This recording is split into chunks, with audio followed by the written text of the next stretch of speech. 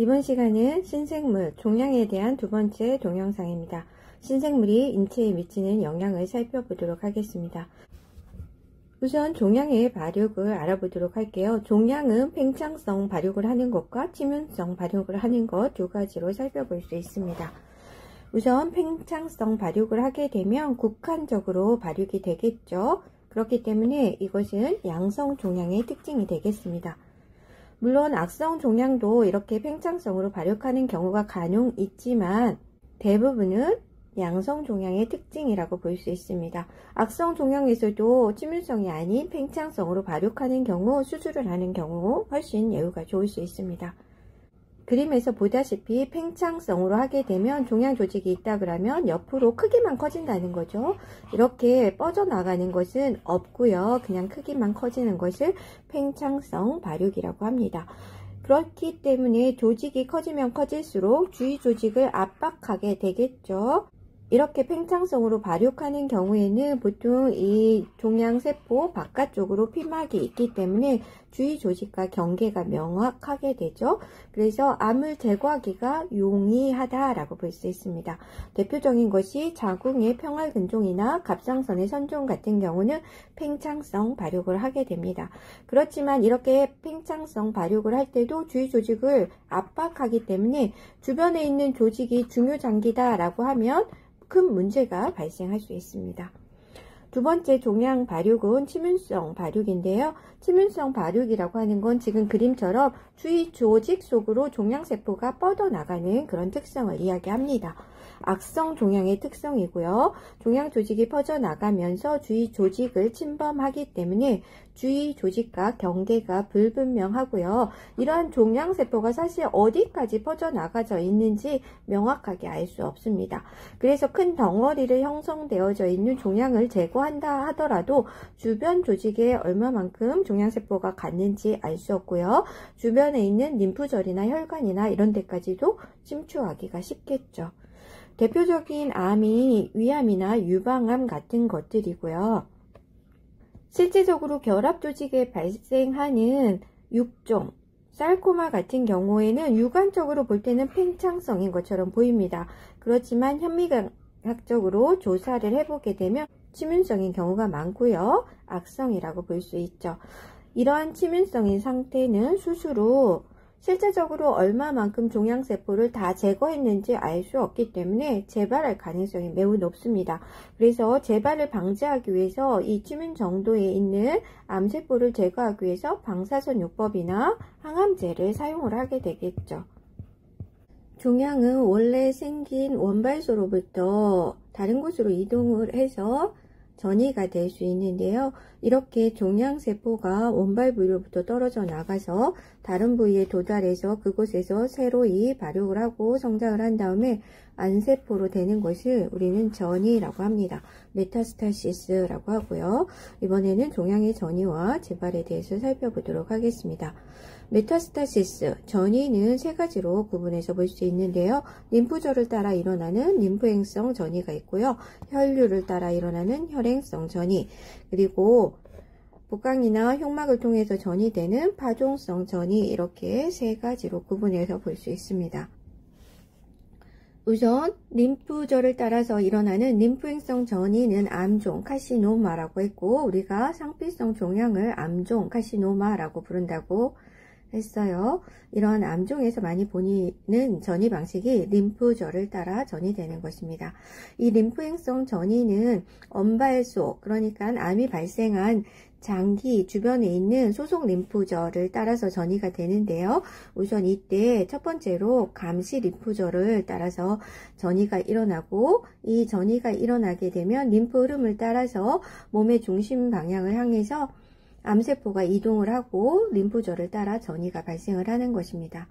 여기에서 감시 림프절이라고 하는 것은 원발소의 암세포가 가장 먼저 도달하는 림프절을 이야기를 합니다. 그래서 이론적으로는 암세포가 림프관을 통해서 전이를 하려고 한다면 가장 먼저 이 첫 번째로 도착해야 되는 감시 림프절에 전이가 되어야 하기 때문에 감시 림프절을 절제해서 확인이 되면 림프절 전이가 일어났는지 안 일어났는지 알 수 있겠죠.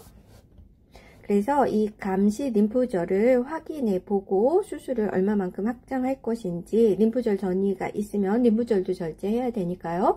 이런 것을 결정할 때 감시 림프절 조직 생검을 시행해서 확인해 볼 수 있습니다. 그래서 감시 림프절 조직 생검은 수술 전에 하거나 수술 중에 동결절편 조직검사, 프로준 바이옵시라고 한다고 그랬죠. 이것을 해서 전이가 됐는지 확인해 볼 수 있습니다. 두 번째, 혈류를 따라서 전이가 되는 혈행성 전이는 원발소의 주요 정맥을 침범을 하게 되고요. 이 혈행과 혈류를 따라서 다른 부위로 전이소를 형성을 하게 됩니다. 근데 정맥을 통해서 침입을 하기 때문에 인체의 주요 장기를 통해서 심장 쪽으로 혈액이 오게 되죠. 그래서 이걸 생각해 보면 어디로 전이가 될 것인지를 알 수 있습니다. 그래서 심장이나 자궁암 같은 경우 대정맥의 대순환계 영역에 포함이 되고요. 폐로 종양세포가 이동을 해서 폐암으로 많이 발생을 하게 됩니다. 위암과 대장 같은 경우는 문맥 영역이어서 간 문맥계를 통해서 심장으로 혈액이 돌아오고 그 다음에 폐순환계로 들어가게 되겠죠. 그래서 간에 전이가 많이 되고요. 폐로도 전이가 호발하게 됩니다. 그래서 위암, 대장암은 2차적으로 전이암이 간암이나 폐암이 많이 발생을 할 수 있다라고 생각하면 되겠습니다.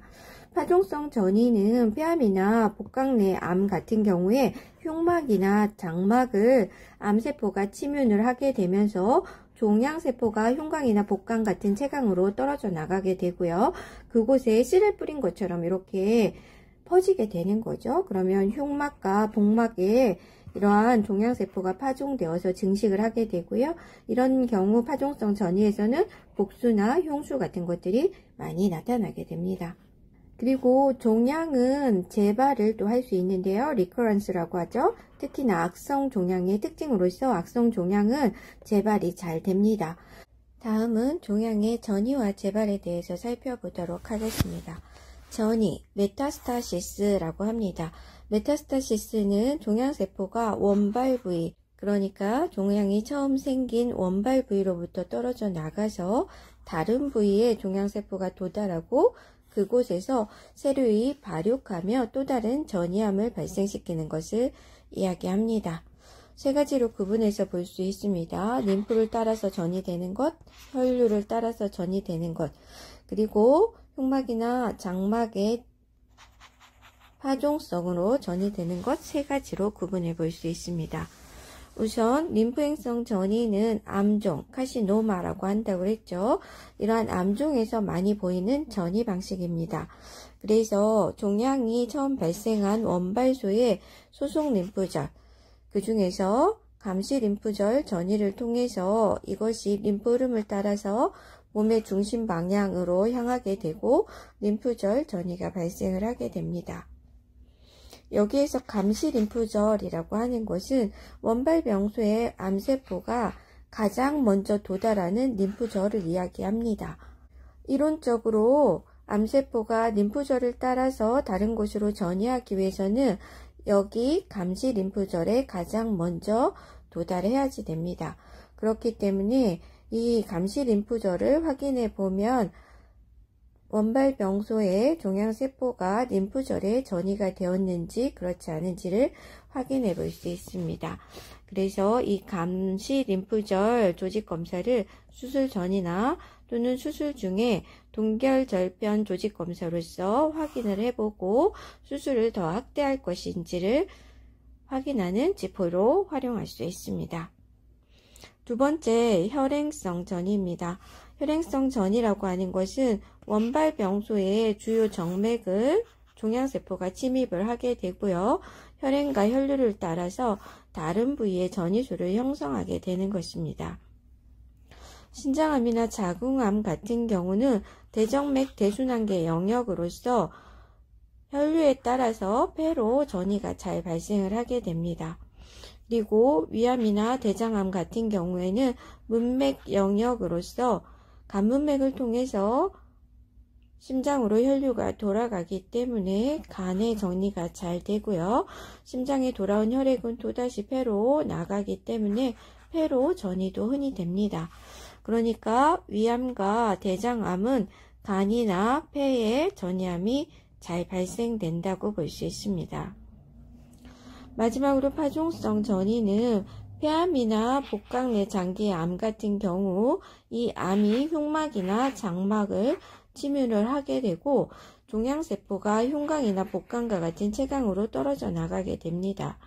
이렇게 떨어져 나간 종양세포가 흉막과 복막에 씨앗을 뿌린 것처럼 파종되어져 증식을 시작하게 되고 전이성 암을 유발하게 되는 것입니다. 이렇게 파종성 전이가 일어나는 경우 복수나 흉수 등이 많이 발생을 할 수 있습니다.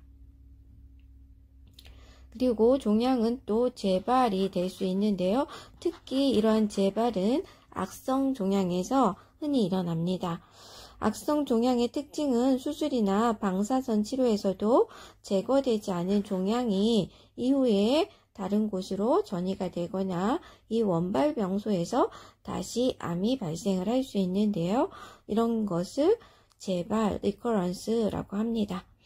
재발은 좀 전에 말한 것처럼 원발 병소에서 국수적으로 재발이 일어날 수도 있고요. 림프나 혈행, 파종성으로 전이성 재발로 발생을 할 수도 있습니다. 종양의 발생과 전이를 그림으로 보면 훨씬 이해가 쉽습니다. 정상적인 세포 내에서 종양세포가 발생을 하게 되고 증식과 분열을 하면서 확장을 하게 됩니다. 그러면 종양은 팽창성으로 주변 조직을 누르면서 확장을 해 나가게 되고요. 이런 상태가 될 때 종양세포 내로 신생혈관이 만들어지면서 혈액을 공급받게 되겠죠.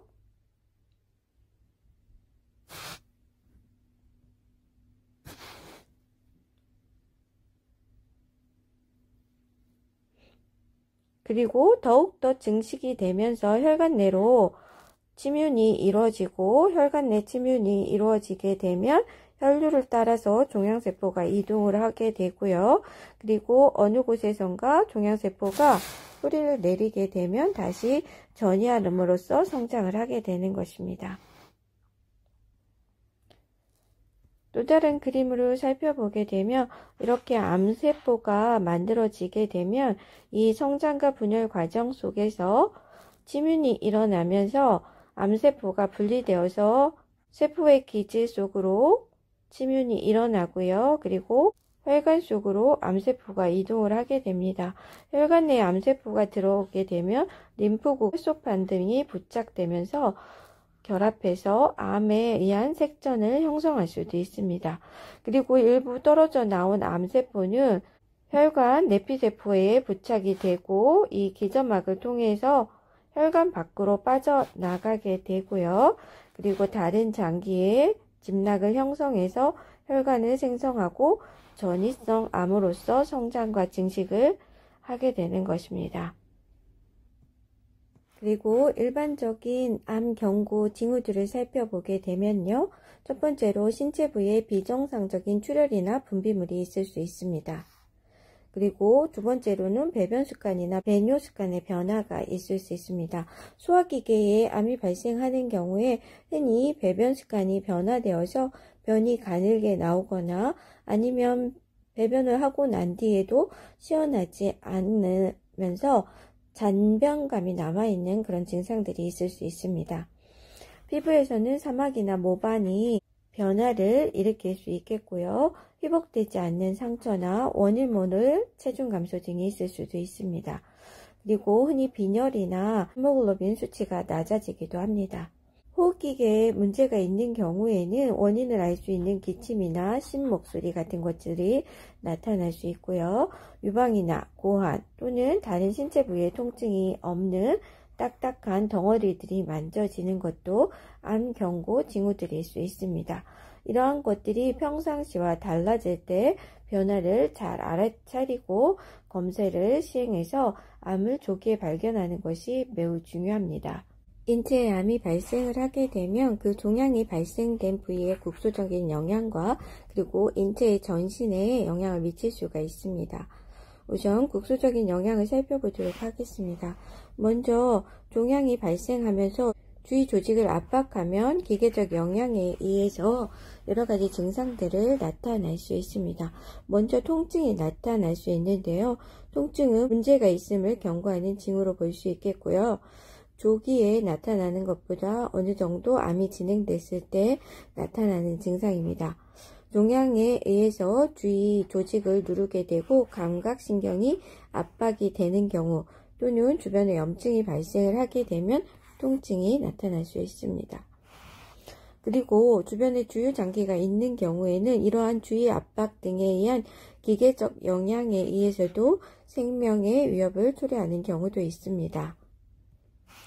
이러한 주위 조직 압박 등에 의한 기계적 영향의 대표적인 사례가 뇌하수체 종양인데요.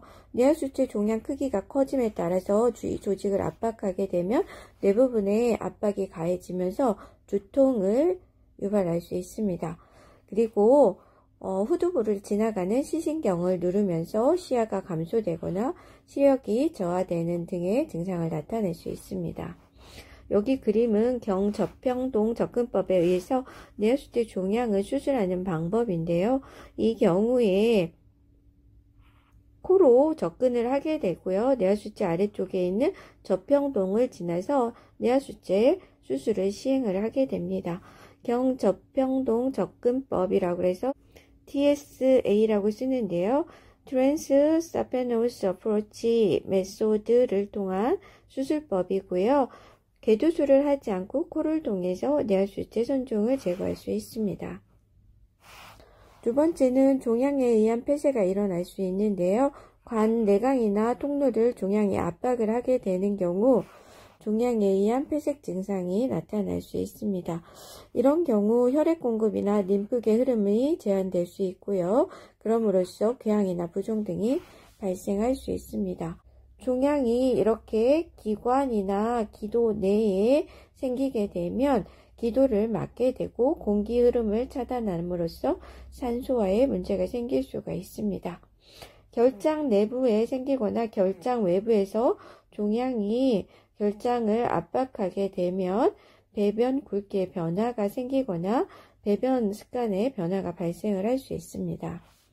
그리고 세 번째로 악성 종양 같은 경우는 압박과 함께 증식도 굉장히 빠르게 일어나죠. 그리고 이러한 증식은 또 치명적으로 조직 내로 종양세포가 파고 들어가게 되는데 이 경우 주위 조직을 파괴되고 출혈이나 염증 등의 다양한 합병증을 초래할 수도 있습니다. 신생물인 종양은 암이 발생된 부위에 국소적인 영향을 미치기도 하지만 인체 전반에 전신적인 영향을 미치기도 합니다. 특히나 암이 말기로 갔을 때 암 악액질이라고 하는 것이 생기는데요. 우린 카케시아라고 합니다. 카케시아라고 하는 용어도 잘 알고 있어야 되겠고요. 이러한 암 악액질이라고 하는 것은 악성 종양의 말기 상태로 나타날 수 있는데 체중 감소가 굉장히 심각하게 일어나서 거의 뼈와 피부밖에 남지 않는 그런 상태를 보여주게 되죠. 이런 경우 빈혈이 굉장히 심해지고요. 영양분이 없기 때문에 피부는 건조해지고 피부색도 안 좋아지고 식욕부진과 무력감 같은 것들이 나타나게 됩니다. 이것은 전에 우리가 종양이라고 하는 것은 세포분열과 증식을 하며 단백질 합성도 되게 많이 한다고 했죠. 그러면서 정상세포와 경쟁하면서 정상세포가 필요로 하는 그런 영양분들을 종양세포가 다 가져가기 때문에 정상세포가 제대로 성장과 발육을 하지 못하면서 이런 상태가 나타날 수 있다고 볼 수 있습니다.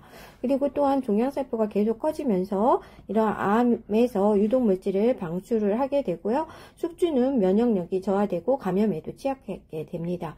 그러면 감염이 취약하게 되면 여기에 대식세포 같은 면역세포들이 활성화돼서 많은 활동을 하게 되고요.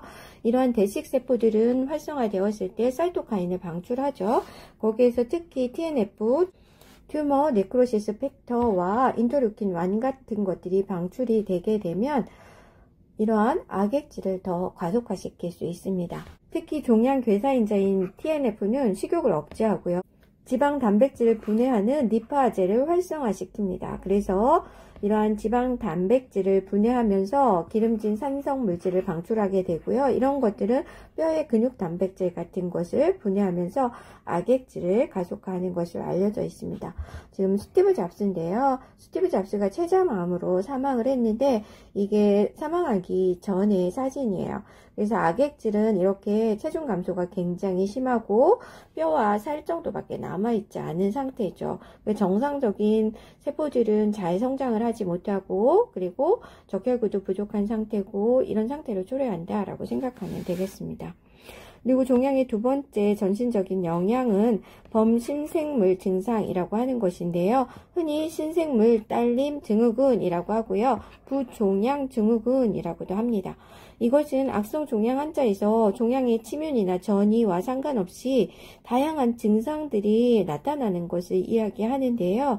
암에 대한 면역 반응이나 암세포에서 분비하는 호르몬, 사이토카인 등이 이제는 혈중 내로 방출이 되고 그것이 작용을 하면서 이러한 신생물 딸림 증후군이라고 하는 것이 생긴다고 보고 있습니다. 폐암이나 유방암, 림프종 같은 암에서 주로 발생을 하고 있는데요. 이것이 암이라고 하는 것을 알기 전에 이런 증상들이 굉장히 많이 나타나게 되면 암 진단 전에도 이것을 보고 나서 암 검사를 해보고 암을 발견하기도 한다고 합니다.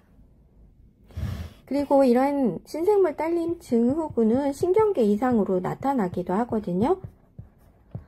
그래서 수일이나 수개월에 걸쳐서 성격과 감정 변화가 나타나기도 하고요. 기억장애를 보이는 경우도 있고 혼돈이나 흥분, 발작 이런 경우도 있다고 하고요. 신생물 딸림 증후군의 일반적인 증상은 열이 난다던가 수면 중에 식은땀이 난다거나 그리고 식욕감퇴나 체중 감소, 그리고 소화기계 같은 경우는 장액성 설사가 나타나기도 하고요.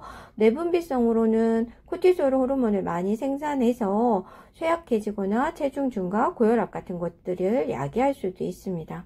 그리고 특히나 폐암 같은 경우에는 이런 신생물 딸림 증후군이 많이 나타나는 것으로 알려져 있습니다. 그리고 종양이 인체에 미치는 전신적 영향 세 번째는 호르몬 때문에 일어나게 되는데요. 내분비선에 종양이 발생을 하게 되게 되면 이 종양세포가 내분비선의 정상적인 세포와 똑같이 호르몬을 분비하는 경우가 많습니다. 그러니까 종양에 의해서 크기가 커졌으니까 호르몬이 정상보다 더 많이 분비가 되고 이것이 인체에 영향을 미쳐서 신체적 증상으로 나타난다라고 생각하면 되겠습니다. 우선 뇌하수체 같은 경우 인체의 호르몬을 조절하는 대표적인 선조직이잖아요. 그래서 뇌하수체 종양이 생겼을 때 인체에 많은 영향들을 미칠 수 있습니다. 뇌하수체 종양이 성장 호르몬을 많이 분비하는 그런 선종으로 진행이 되게 되면 성장 호르몬이 과잉 분비되면서 청소년기에는 과잉증을 일으키고 성인에서 성장판이 다 닫혔을 때는 말단 비대증을 일으키게 됩니다. 그리고 뇌하수체 종양은 또 부신피질 자극 호르몬 ACTH라고 하죠. 이 ACTH 분비가 과잉으로 분비가 되면 부신피질을 자극을 하고 부신피질에 있는 호르몬을 많이 만들어내게 됩니다. 그러면 부신피질 호르몬 중에서 코티솔을 많이 만들어내게 되면 쿠싱 증후군이라고 하는 질환이 야기될 수 있는데요. 쿠싱 증후군은 얼굴이 달덩이처럼 되는 문페이스를 특징적으로 하고 비만을 특징으로 하는데 이 비만은 전신적인 비만이 아니라 중심성 비만으로서 팔다리는 굉장히 가늘어지고 복부나 체강에 비만이 생기는 이런 형태로 나타나고요. 또 목 뒷덜미에 물소 혹처럼 지방이 쌓이는 이런 비만 형태로 나타납니다. 그 외에도 코티솔에 의해서 다양한 증상들을 일으키는 그런 상태로 나타날 수 있습니다.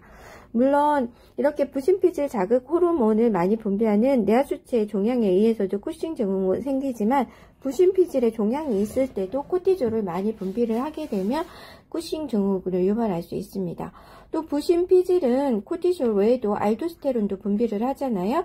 부신피질 종양에 의해서 알도스테론이 과잉 분비되게 되면 알도스테론은 세뇨간에서 나트륨을 재흡수하고 수분을 재흡수한 후에 칼륨 배설을 증진시키는 역할을 하게 됩니다. 나트륨과 수분이 재흡수되면서 순환 혈액량이 증가되기 때문에 고혈압이 일어날 수 있고요. 신장에서 칼륨 배설이 증가하기 때문에 저칼륨 혈증을 유발할 수 있습니다. 그러니까 여러분은 부신피질 종양에서 알도스테론 분비를 과잉하는 환자에서는 검사 결과로서 혈중에 저칼륨 혈증이 나타나는지 아니면 고나트륨 혈증이 나타나는지 이런 것들을 확인해 볼 수 있겠죠. 그리고 부신 수질에서는 카테콜라민을 분비하죠. 부신 수질의 종양이 생기는 것 중에 대표적인 것이 크롬치나 세포종인데요. 크롬치나 세포종이 생기게 되면 카테콜라민 분비가 증가하죠. 카테콜라민은 에피네프린, 노에피네프린을 이야기를 하는데 에피네프린이나 노에피네프린은 심근숙주력을 상승시키거나 혈관을 수축시키게 되잖아요. 이래서 심한 고혈압을 유발할 수 있습니다. 또 다른 내분비선인 부갑상선에 종양이 생기게 되면 문제가 발생할 수 있는데요. 부갑상선 호르몬을 과잉 분비하게 되면 부갑상선 호르몬은 혈중에 칼슘 농도가 저하되어져 있을 때 뼈에서 칼슘을 유리시켜서 혈중으로 방출을 하거나 아니면 소화기 내에서 비타민 D를 활성화시키게 되고 칼슘 흡수를 증진시키거나 세뇨관에서 칼슘 배출을 하지 못하도록 해서 혈중 칼슘 농도를 높이는 역할을 하잖아요. 그렇기 때문에 부갑상선 종양에서 부갑상선 호르몬이 과잉으로 분비하게 되면 혈중의 칼슘 농도가 굉장히 높아져서 고칼슘 혈증을 나타나게 됩니다. 그러니까 여러분이 만약에 이 사람이 부갑상선 종양이 의심된다 그러면 어떤 검사 결과를 확인해야 되는 거예요? 혈액 검사를 통해서 고칼슘 혈증이 나타나지 않는지 확인해 봐야 되는 거죠. 그래서 부갑상선 종양은 뼈에서 칼슘을 또 혈중으로 방출하기 때문에 골다공증 위험성도 유발하기 때문에 간호중재로는 골다공증 때문에 골절 위험이 높아지죠. 그래서 이런 것을 예방하는 간호중재를 개입해야 되는 것이죠. 다음은 종양과 숙주의 저항성입니다. 네, 숙주의 저항이라고 하는 것은 종양, 암에 대한 숙주의 면역 현상을 이야기하는 건데요. 인체에서 종양이 커갈 때 방어 기전을 발휘해서 종양이 자라지 못하도록 하는 것입니다.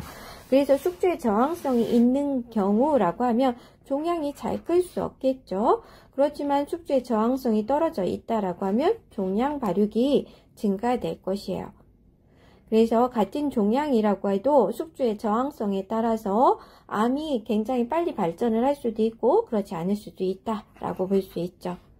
그리고 여기에서는 NK셀이 작동을 한다라고 우리가 이전에 면역을 할 때 배웠습니다. 그리고 면역 부정이 있는 경우 저감마불린 혈증이라고 하죠. 왜냐하면 면역을 형성하는 항체를 우리가 감마불린이라고 하기 때문에 감마불린이 부족한 상태는 면역 부전이라고 볼 수 있겠고요. 장기 이식을 해서 면역 억제제를 투여하는 경우에 NK셀이 기능을 잘 못하겠죠. 숙주의 저항성이 감소되었다라고 볼 수 있습니다. 그러니까 이런 사람에서는 악성 종양, 악성 림프종 이런 것들이 훨씬 더 많이 발생을 할 수 있고요. 그리고 정상적인 사람보다 암이 더 빨리 진행이 될 수 있다라고 생각할 수 있습니다.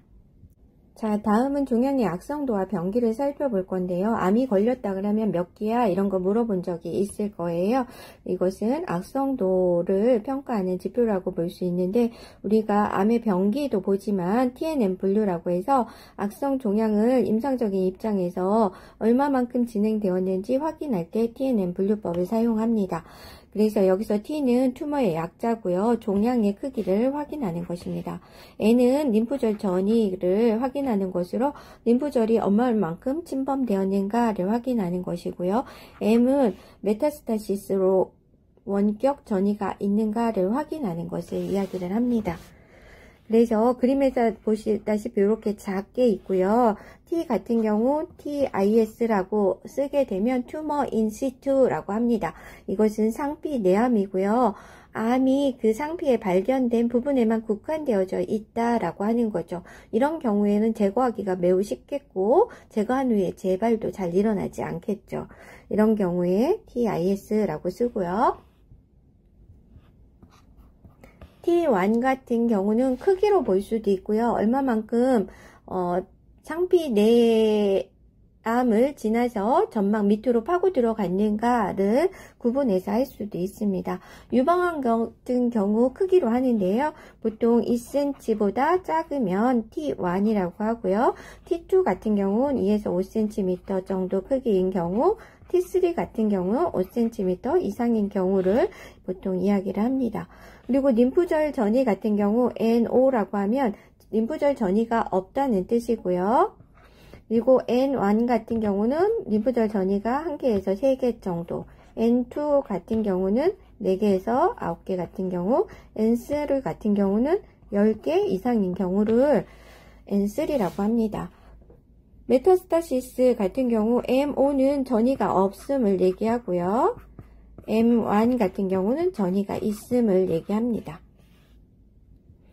그래서 그림으로 보게 되면 이렇게 튜머 인시투는 상피 내암으로만 존재하는 거고요. 그리고 T2 같은 경우는 사이즈가 크거나 점막 하층까지 뚫고 들어가거나 이런 경우요. 그리고 T2 같은 경우는 2 내지 5cm이거나 근육층까지 가거나 이런 경우고요. T3 같은 경우는 5cm 이상이거나 아니면 다른 장기 조직까지 침범을 한 상태를 T3라고 얘기를 합니다. 이렇게 진행을 할수록 암의 악성도가 더 나쁜 거죠. 그리고 림프절 전이 같은 경우는 이렇게 주변에 있는 림프절에 몇 개로 전이가 되었는가를 확인하는 거라고 볼 수 있겠고요. 메타스타시스는 다른 장기까지로 전이가 되었는가 확인하는 것이라고 보면 되겠습니다. 그리고 암의 병기도 정할 수 있는데요. 암의 병기는 스테이지 1부터 스테이지 4, 4기까지 나누어질 수 있습니다. 그래서 병기가 높아질수록 예후가 안 좋고 재발 가능성이 높겠죠. 그래서 스테이지 1, 2는 예후가 좋은 병이고요. 스테이지 3, 4는 예후가 나쁜 상태입니다. 그래서 스테이지 1은 암이 원발 부위에 국한된 암이고요. 전이가 없는 상태예요. 스테이지 2는 원발 장기 내지는 주변부로 확대되었지만 뭐 점막 하층 이렇게 가고 주변부에도 암이 진행이 되었지만 다른 장기로 전이하지 않은 상태는 스테이지 2라고 볼 수 있습니다. 그러니까 암이 원발 병소에만 있다라고 보면 되겠고요.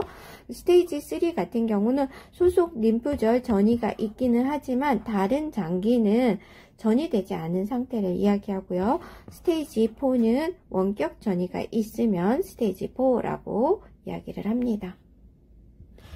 그래서 유방에서 TNM 분류와 스테이지를 표기한 것을 보게 되면은요, 암 수술을 하고 조직 검사가 나왔을 때 진단명을 이렇게 씁니다.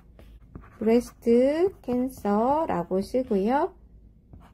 T1, NO, MO 이렇게 작성을 했다라고 하면 이것은 스테이지 1이라고 볼 수 있는데요. 이거는 뭐예요? T1이니까 유방암 크기가 2cm 미만이면서 림프절 전이는 없고 그리고 원격 전이도 없다 이런 뜻이라고 볼 수 있습니다. 만약에 브레스트 캔서 라고 써 있고요. T3 N2 MO라고 써져 있다라고 하면 이것은 암 크기가 5cm 이상이죠. 그리고 주변 조직으로 침범을 한 거죠. 림프절이 보통 4개에서 9개 침범이 되었을 거고요. 그렇지만 원격 전이는 아직 없다 이런 뜻이죠. 원격 전이가 없으니까 스테이지 3기라고 볼 수 있는 것입니다. 자, 다음은 종양 표시자를 살펴보도록 하겠습니다. 튜머 마커라고 여러분이 건강검진을 받거나 그럴 때 종양 표시자 검사, 나 암 검사했어 이런 거 할 때 있죠? 그때 사용하는 검사가 종양 표시자입니다. 그러면 종양 표시자가 무엇인가 살펴봐야 되겠죠? 종양 표시자는 튜머 마커라고 하는데요. 종양 조직이 분비한 물질이나 아니면 종양 조직에 대해서 인체의 반응으로 주위 정상 조직에서 여기에 종양에 대항해서 생성하는 물질들을 검사하는 거예요. 그래서 이런 물질들은 체액이나 조직에서 발견될 수 있는데요. 이런 것을 종양을 확인하는 지표로서 사용을 할 수 있는 생체 표지자입니다. 그래서 종양 표지자 단독으로 진단을 하지는 않습니다. 종양의 진단은 조직검사나 세포학적으로 종양세포가 있어야지 되죠. 조직검사, 세포검사를 통해서 실제적으로 종양세포가 확인이 되어야지만 종양이라고 진단을 하게 되는데요. 이런 검사와 부가적으로 확인을 해서 종양을 진단하거나 아니면 예후 관찰이나 치료 후 추적 관찰에 사용을 할 수 있습니다. 그래서 종양 표지자가 증가되었다고 무슨 암이다 이렇게 진단할 수 있다는 건 아니죠. 그래서 조직 검사와 같이 판단을 해야 된다는 것 중요하게 알고 있어야 되겠습니다. 그래서 종양 표지자 튜머 마커는 진단보다는 암의 재발을 확인을 위한 추적 검사에 활용을 하고 있습니다. 종양 표지자 활용도 잘 알고 있어야지 되는데요. 선별 검사나 조기 진단에 할 수 있는데 제한적입니다. 왜냐하면 양성에서도 생길 수도 있고요. 종양이 아닐 때도 이런 튜머 마커가 올라가는 그런 가능성이 높기 때문입니다. 선별 검사로 활용하는 표지자는 PSA, 전립선 암 선별 표지자로 사용할 수 있고요. 알파 페토프로테인이라고 하는데 이것은 간세포암을 선별하는데 활용할 수 있습니다. 그러니까 이 두 가지 정도만 종양 표지자의 선별 검사로서 활용할 수 있다는 것 꼭 알고 있어야 되겠습니다. 그리고 암 진단의 보조적 역할을 하는 것은 CA125라고 하는 것인데요. 난소암 진단을 할 때 보조적 역할을 많이 해줄 수 있습니다. 폐경 후에 여성이 초음파 검사를 했더니 난소암 같아요. 부속기에서 혹이 발견된 경우 이것이 암일까 암이 아닐까 이렇게 생각해 볼 때 튜머 마커 검사를 CA125를 시행을 합니다. 혹도 있으면서 CA125가 증가되어져 있으면 난소암 가능성이 매우 높아진다라고 볼 수 있습니다. 그리고 세 번째는 예후를 예측하거나 치료 반응을 평가하는 그런 용도를 사용할 수 있는데요. 암을 치료한 후에 치료 효과 모니터링에 우선 활용을 할 수 있습니다. 그래서 암을 치료하고 치료 효과가 좋다고 하면 이 튜머 마커가 감소하겠죠. 그리고 치료 후에 만약에 이것들이 다시 상승을 하기 시작한다라고 하면 암이 재발한다 이렇게 예측을 할 수 있는데요. 이때는 상승하는 그 튜머 마커 수치 값과 상승 속도를 확인해서 하는데요. 특히 상승 속도가 재발이나 악화 판단의 기준이 됩니다. 상승이 하기는 하는데 조금씩 상승을 한다 그러면 재발 가능성이 조금 떨어지고 상승을 하는데 갑자기 급격히 빠르게 상승을 한다. 그리고 짧은 기간에 굉장히 많은 농도가 높아진다 라고 하면 재발이나 악화의 위험성이 높다라고 이렇게 볼 수 있는 거죠. 그리고 실제적으로 병원에서 임상적으로 또는 영상학적으로 재발이 아직 됐는지 모르겠는데 이런 종양 표지자가 상승이 된다라고 하면 혹시 재발이 아닐까 하면서 면밀하게 추적 감찰을 해야지 될 때도 활용을 할 수 있다라고 봅니다. 그래서 네 번째로는 질병 상태나 또는 재발 여부를 감시하는 용도로도 튜머 마커를 사용할 수 있습니다. 그래서 종양 표지자는 악성 종양을 진단하는 보조적 도구로 할 수 있고요. 치료 반응을 평가하고 재발을 감시할 수 있고요. 예후를 예측하는 데 유용하게 활용할 수 있습니다. 암 진단 선별 검사로는 제한적이라고 했죠. PSA, 전립선 암이나 알파 페토프로테인, 간세포암의 종양 표지자 정도만 선별 검사로 활용을 한다는 것 기억하고 있어야 되겠습니다. 자, 그래서 종양 표지자는 굉장히 많은데요. 몇 가지 대표적인 종양 표지자만 살펴보도록 하겠습니다. 우선 1번 CEA입니다. CEA는 암 배아 항원이라고 하고요. 카시노 엠브로익 안티젠입니다. 그래서 태아기 배아 상태에서는 이 CEA는 정상적으로 분비가 됩니다. 그렇지만 성인에서는 굉장히 낮은 농도이고요. 그런데 신생물이 인체 내부에서 생기면 이 CEA가 증가를 하게 됩니다. 대표적으로 대장암에서 증가하고요. 직장암, 췌장암, 담도암에서도 CA는 증가할 수 있고요. 폐암, 위암, 유방암에서도 증가합니다. 비뇨기암, 감세포암, 난소암에서 증가하고요. 또 CA는 흡연 시에도 증가하는 경향이 있습니다. 그러니까 어떤 사람이 혈전 검사를 했는데 CA가 높다, 대장암이다 이렇게 판단할 수 없는 거죠. 이런 위험성이 있으니 CA가 높으면 이 사람이 흡연하는지 살펴봐야지 되고요. 그리고 이러한 다양한 암들이 발생할 수 있기 때문에 또 다양한 암을 검사하기 위한 이러한 검사를 이러한 암을 확인하기 위한 검사를 진행을 해야 되겠죠. 두 번째 알파페토프로테인입니다. 알파테아 단백이라고 하고요. 우리는 알파페토프로테인이라고 읽습니다. 간암에 유용한 종양 표지자입니다. 그리고 난항에서 유래된 배아세포암에서도 증가하는 경향이 있고요. 간암의 선별 검사로서 활용을 할 수 있습니다. 간암 발생 위험 인자를 가지고 있는 사람들, B형 간염이나 C형 간염 바이러스에 감염돼서 이런 질환을 앓고 있는 사람은 간암이 되기 쉽죠. 그래서 이런 사람들 추적 검사를 하거나 선별 검사를 할 때 알파페토프로테인을 사용할 수 있습니다. 그런데 이것은 간질환, 간염이 있거나 간경화 시에도 증가되는 경향이 있고요. 위장간의 종양, 간세포암, 난소암 등에서도 증가되지만 간암에서 특이적으로 증가된다 라고 이해하고 있으면 되겠습니다. 세 번째는 CA19-9입니다. 암항원 19-9라고 읽고요. 카시노 안티젠 19-9입니다. 위장간 암에서 많이 발견되는 당지질이고요. 췌장암, 대장암, 담낭암 등에서도 증가합니다. 그리고 췌장질환, 췌장염이나 궤양성 대장염에서도 이것이 증가하기 때문에 췌장염이나 궤양성 대장염에서 CA19-9가 증가하면 악성이다 이렇게 볼 수 있습니다. 네 번째는 PSA입니다. 전립선 특이 항원이죠. Prostatic Specific Antigen이고요. 전립선이 증가하거나 손상되었을 때 증가합니다. 전립선 암에서도 증가를 하지만 전립선 비대증이 있을 때도 증가를 할 수 있고요. 전립선 염일 때도 증가를 할 수 있습니다. 그리고 다섯 번째는 알칼라인 포스파타제라고 하는 검사입니다. 이것은 골암, 본 캔서에서 증가하는 경향이 있습니다.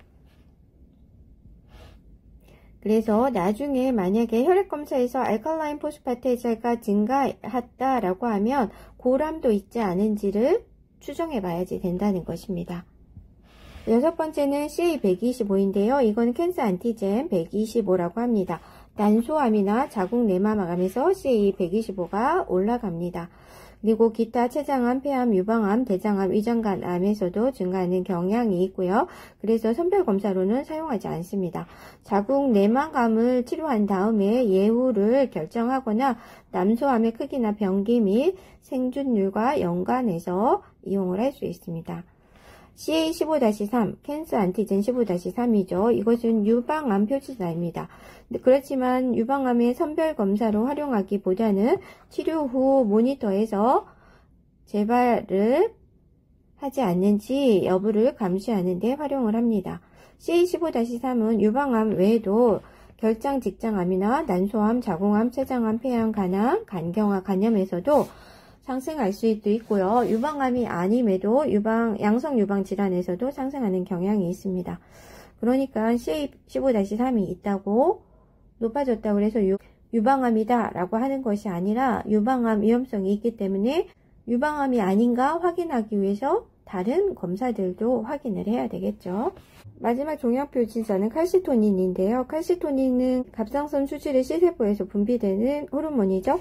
혈중 칼슘 농도가 정상치보다 높아지게 되면 갑상선 C세포에서 분비돼서 뼈에서 칼슘을 유리하는 것을 억제시키게 되고 혈중 칼슘 농도를 낮추는 역할을 합니다. 그런데 갑상선 수질암이 발생을 하게 되면 칼시토닌 분비가 많아져서 이 칼시토닌은 갑상선 수질암에 예민한 종양표지대로 활용을 할 수 있습니다. 그래서 갑상선 수질암을 선별하는 거와 진단을 하는데 유용하게 활용할 수 있다고 합니다. 그리고 갑상선 암 수수로 남아져 있는 잔류암의 판정이나 재발을 예측하는 데도 활용을 할 수 있습니다. 다음은 신생물의 분류를 살펴보도록 하겠습니다. 우선 조직 발생에 의한 분류를 살펴보면 상피성 종양과 비상피성 종양으로 살펴볼 수 있습니다. 상피성 종양은 말 그대로 인체의 상피 조직에서 발생되는 것이라고 생각해 볼 수 있겠죠. 조직학적으로 세포에 상호 접착된 세포소에서 종양이 형성되는 것이 특징적입니다.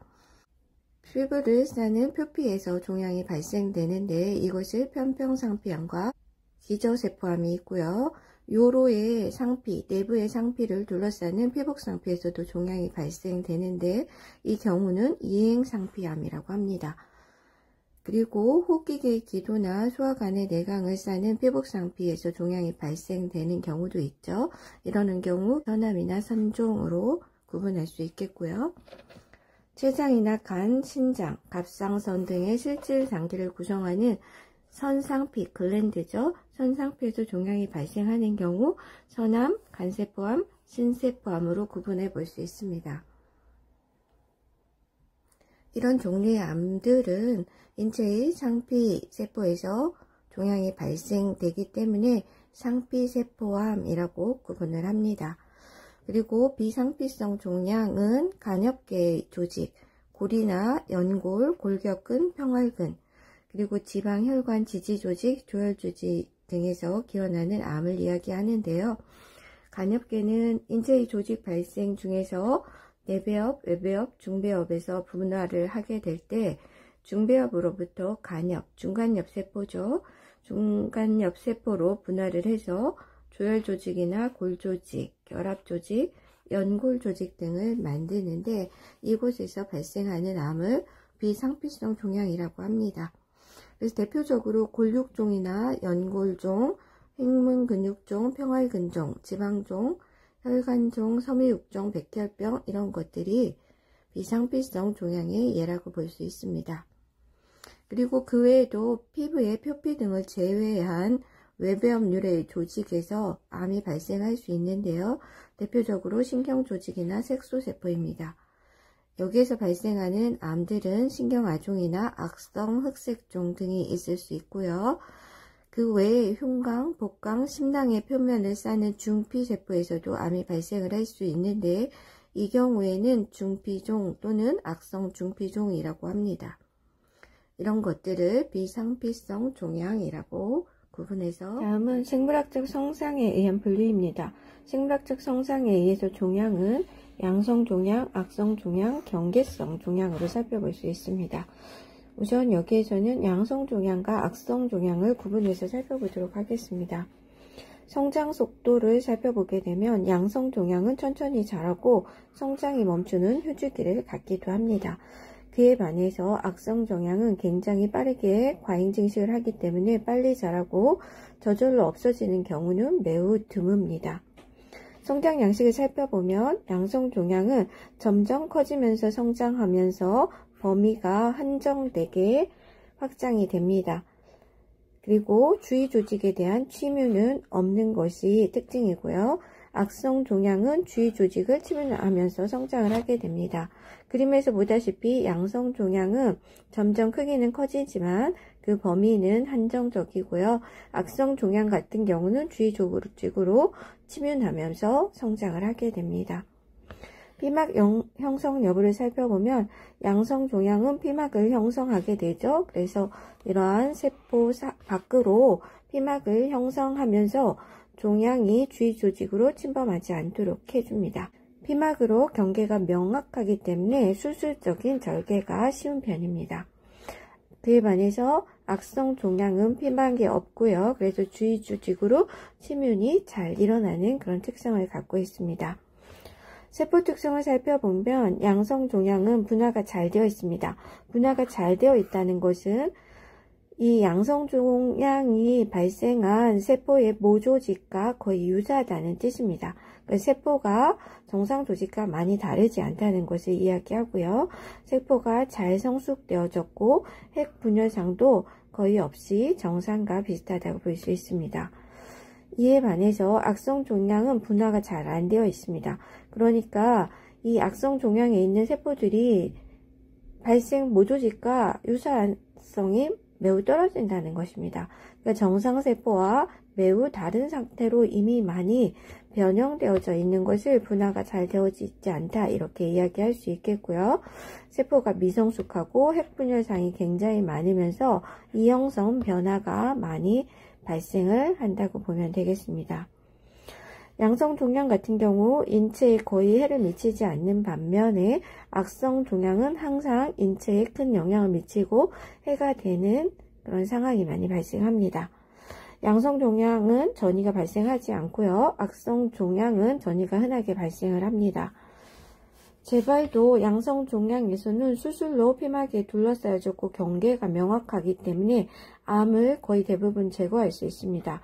그래서 재발은 거의 없는 편인데 반해서 악성종양은 수술로 제거를 한다 하더라도 이미 침윤이 이루어졌다 그러면 완벽하게 이 암을 제거할 수 없기 때문에 재발 가능성이 매우 높습니다. 양성종양은 수술이나 치료에 의한 예후가 좋은 반면에 악성종양 같은 경우는 종양의 크기나 림프절 침범 여부, 전이 여부에 따라서 예후는 매우 다르게 달라질 수 있습니다. 양성종양과 악성종양의 특징을 잘 구분해서 알고 있어야 되겠습니다. 앞에서 양성종양과 악성종양을 살펴보면서 세포 특성이 양성종양은 분화가 많이 되어져 있고 악성은 분화가 낮다고 이야기를 했는데요. 이러한 분화 정도에 의해서도 종양을 분류해 볼 수 있습니다. 그럼 분화가 무엇인지 알아야 되겠죠. 분화는 differentiation이라고 합니다. 이 분화라고 하는 것은 종양세포가 모사포인 정상세포와 형태와 기능이 얼마나 비슷한가를 나타내는 정도입니다. 종양세포가 발생하기 전에 정상세포를 모세포라고 하는데 이 정상세포와 지금 종양세포가 많이 다르지 않으면 양성종양의 가능성이 높고요. 이것이 정상적인 모조직 세포와 매우 달라지게 되는 경우 악성종양의 가능성이 높아집니다. WHO에서는 이 분화 정도에 따라서 4개 유형으로 암을 구분하고 있는데요. 고분화, 중분화, 저분화, 미분화 암으로 구분을 합니다. 그래서 양성종양은 분화의 정도가 높아서 고분화 암으로 갈수록 양성도가 높다라고 볼 수 있겠고요. 악성종양은 분화 정도가 낮아서 저분화나 미분화 암으로 갈수록 악성종양의 가능성이 높습니다. 여기서는 3가지로 우선 살펴보도록 하겠습니다. 고분화 암이라고 하는 것은 well differentiated라고 조직검사 결과상 작성이 되게 되는데요. 이 종양세포가 정상세포와 거의 흡사해서 매우 유사한 정도를 나타내는 것입니다. 그래서 양성종양의 경우 이러한 분화 정도가 매우 높고요. 예를 들어서 지방종은 정상지방세포와 매우 유사한 형태를 보이고 있다라고 볼 수 있습니다. 저분화암 같은 경우는 poorly differentiated라고 하고 종양세포가 정상세포와의 유사성이 낮은 경우입니다. 그러니까 종양세포가 원래 모조직인 정상세포와 매우 다르게 생겨 있다라고 보시면 되겠습니다. 그리고 마지막으로 미분화암이라고 하는 것이 있습니다. 미분화암은 역형성의 특성을 갖는다고 하는데요. 역형성이라고 하는 것은 unaflasia잖아요. 그러니까 플라시아가 형성되는 것이 일어나지 않았다, 이런 뜻이에요. 신생분의 실질세포가 어느 모조직을 닮았는지 알 수 없는 분화가 되지 않은 상태를 이야기합니다. 그러니까 어떤 정상적인 세포에서 만약에 미분화형의 암이 발생을 했다면 그 정상세포와 거의 닮지 않은 그 세포의 형태를 띠고 있다는 것을 이야기하는 것이죠. 그래서 정상세포의 조직학적 특성이 거의 나타나지 않는 분화가 거의 없는 종양을 미분화형 암이라고 하고 미분화암이라고 합니다. 그 미분화암은 매우 악성도가 높다고 할 수 있겠죠. 그래서 미분화암은 악성 종양으로서 성장 속도가 굉장히 빠르고 공격적입니다. 그래서 이 미분화암을 진단했을 때는 이미 수술이 불가능할 정도로 침윤과 악성도가 높아져 있는 상태라고 볼 수 있습니다. 이 미분암은 세포의 형태에 의해서 소세포암과 대세포암으로 구분해서 알아볼 수 있습니다. 예를 들어 폐암은 선암과 평편상피암 그리고 미분암으로서 소세포암과 대세포암으로 나누는데요. 폐암에서 소세포암과 대세포암은 그 악성도가 높습니다. 그리고 갑상선 암에서도 미분암인 갑상선 역형성 암 같은 경우는 그 성장 속도가 빠르고 악성도가 매우 높으면서 수술 치료도 거의 불가능하고 항암 치료에도 효과가 없는 경우가 많습니다. 자, 이렇게 분화도에 따라서도 암, 종양의 종류를 분류할 수 있다는 것도 기억하고 있어야 되겠습니다. 마지막으로 조직검사 결과지를 한번 살펴보도록 하겠습니다. 위암 조직검사 결과지인데요. 위의 내용은 수술을 하면서 어떤 내용이 있었다라고 하는 것들이 적혀져 있고요. 여기 빨간색 부분이 이제 암에 대해서 진단, 다이아그노시스를 내린 부분입니다. 조금 더 확대해서 살펴보도록 하겠습니다. 수술 후 다이아그노시스, 진단명을 보게 되면 스토막이죠. 위암 수술을 했다는 걸 알 수 있고 서브토탈 가스트렉토미를 했어요. 위 부분 절제술을 한 거고요. 거기에다가 림프노드 다이섹션을 1에서 11번까지 시행을 했다고 합니다. 결과는 튜블라 아데노카시노마니까 관형의 선암종이라고 볼 수 있고요. poorly differentiated 저분화형이라고 나와져 있는 거죠. 그리고 여기에 보면 스테이투스 포스트 케모 레디에이션 세라피를 했대요. for 아데노카시노마 오브 스토마. 그러니까 위에 있는 선암종에 대해서 케모 레디에이션을 시행한 후에 아마 수술을 했고 그 결과인 조직 검사가 이렇게 나와 있다고 볼 수 있습니다. 그래서 여기서도 보면 poorly differentiated라고 해서 분화 정도를 기록을 하고 있습니다.